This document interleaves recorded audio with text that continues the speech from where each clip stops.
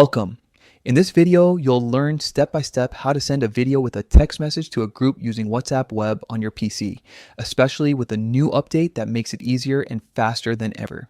Let's get started. First, open your web browser and type in web.whatsapp.com. You'll see a QR code on your screen.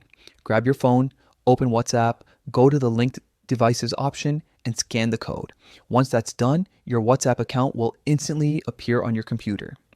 Now that you're connected, look to the left side of your screen where all your chats are listed.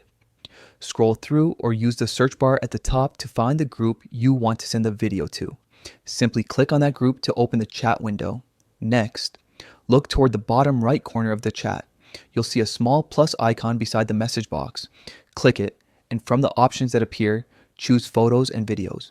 This opens your computer's file explorer where you can browse and select the video you want to share. After finding your video, click Open. The video will upload and appear inside the chat preview window. Now, this is where you can add a personal touch. Just click inside the text box below the video and type your message, caption, or any details you want to include with it. Take a moment to double check everything, make sure the video is correct and your message looks good. When you're ready, click the send button. That's it.